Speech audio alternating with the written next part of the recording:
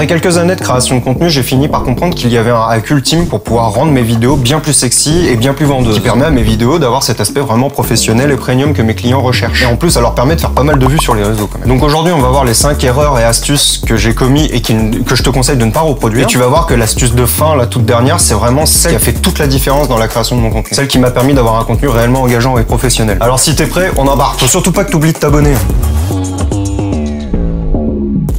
Le premier sujet que je voulais aborder avec toi, en fait, le problème que je vois chez la plupart des créateurs qui échouent, qui n'arrivent pas à avancer et faire évoluer leur contenu, c'est le même problème chez tout le monde, c'est qu'ils n'arrivent pas à se poser la bonne question dès le départ, en fait. Le tout premier truc qu'il faut que tu fasses, avant même d'enregistrer, de sortir ton appareil photo, de sortir ta caméra et d'appuyer sur record, c'est de réfléchir à ton sujet. Pose-toi cette question. Quel est l'intérêt de mon sujet? Quel est l'intérêt de ma vidéo? Est-ce que mon sujet est intéressant? Tu dois d'abord te concentrer, te focaliser sur l'intérêt premier de ta vidéo, du message que tu veux communiquer, et là seulement tu pourras t'adresser à une audience plus large et donc toucher de nouvelles personnes. Mais tu dois d'abord réfléchir à l'intérêt de ta vidéo. Comment écrire mon sujet pour que le cœur de ma vidéo puisse toucher un maximum de monde? Mon sujet est-il intéressant? C'est la toute première question qu'il faut que tu te poses.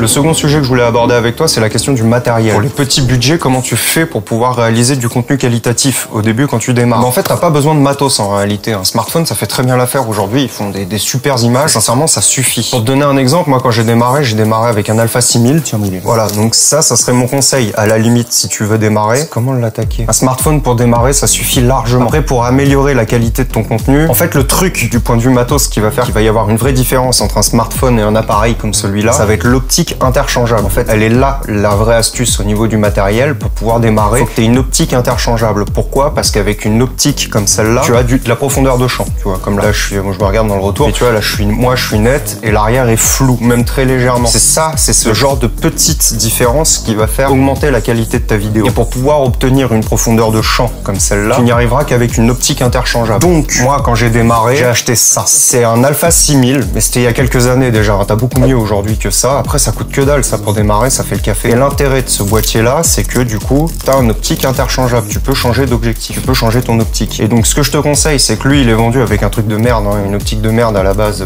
Tu la fous à la poubelle, elle sert à rien. Nice. Mais l'intérêt d'avoir ce boîtier-là, c'est que tu peux ensuite acheter ça. Et ça, mon gars, c'est un banger. C'est ce qu'il faut que tu achètes en fait pour pouvoir démarrer. Ça, c'est une optique 50 mm en 1.8, c'est une focale fixe. Et en fait, l'intérêt de cette focale fixe, c'est que tu ouvres en très grand. Si l'optique, voilà, là, tu ouvres à 1.8. Et ce type d'ouverture, je te conseille d'aller voir ma vidéo sur le triangle d'exposition pour comprendre un peu ce que ça veut dire. Mais ça veut dire que tu vas avoir une belle profondeur de champ comme ce que tu as là. Moi là, je suis ouvert à 2.8 et tu vois, j'ai une profondeur de champ sympa. Si j'avais mis ça, il y en aurait encore plus, ça serait encore plus flou et du coup, ça augmenterait encore plus la qualité de ma vidéo. Mais là, j'ai pas beaucoup de recul, donc je suis obligé d'avoir une focale un peu plus grande, un peu plus polyvalente. Donc quand t'as pas beaucoup de recul, parce qu'un 50 mm, faut que tu sois à 3 km pour pouvoir te cadrer dedans. Donc si t'as pas beaucoup de recul, faut que tu prennes un grand angle. Donc un objectif interchangeable qui ouvre un peu plus large pour pouvoir rentrer dans ton cadre. Voilà, donc c'est ça la seconde astuce du point de vue du matos, c'est que tu dois avoir une optique interchangeable. Donc trouve un boîtier pas très cher pour commencer, prends quelque chose de basique, mais concentre-toi sur l'objectif. C'est l'objectif qui fait tout le travail de ta vidéo en réalité. C'est elle qui fait tout l'esthétique de ta vidéo, c'est pas le boîtier. Une fois que tu as compris ça, tes vidéos vont prendre un step. Déjà, tu vas pouvoir t'améliorer.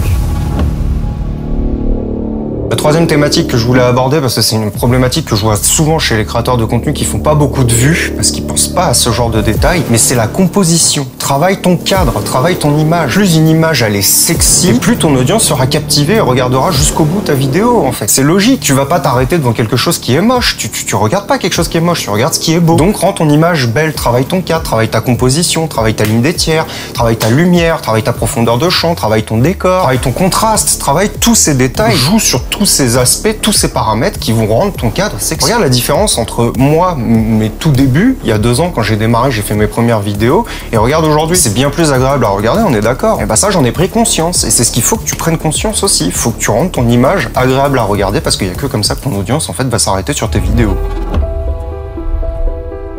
La quatrième erreur que je vois tout le temps chez les créateurs de contenu qui sont un peu timides, c'est qu'ils travaillent pas leur image de marque. Je m'explique. Toi-même qui regardes du contenu, si tu t'arrêtes comme moi sur un mec qui est là, qui est tout timide, qui donne aucune énergie, qui regarde, c'est pas agréable. T'as pas envie de l'écouter. Donc il faut que tu travailles ton éloquence. Tu dois absolument travailler ta prestation, ta manière de communiquer ton message. Il faut que il faut de la dynamique à ce que tu communiques, au message que tu veux véhiculer. Il faut que tu lui donnes de l'énergie à ton message. Donc travaille ton éloquence, travaille ton image de marque également si tu veux communiquer. Il y a beaucoup de créateurs que je vois qui ne pensent pas à leur image de marque. Moi, tu vois, je me suis bien taillé la barbe, petit coup de peigne dans les cheveux, tu travailles ta chemise, tu travailles ton image de marque. C'est des détails qui vont faire que, du coup, tu vas être bien plus agréable à regarder pour un viewer que quand tu n'y mets aucune énergie. C'est pour ça que les gens ne s'arrêtent pas sur ton contenu. Donne les moyens à ton contenu de se propulser. Donc, travaille-toi ton image de marque afin de véhiculer ton message au mieux. Tu vas pouvoir t'adresser à une audience beaucoup plus large que tu n'aurais jamais pu toucher avant.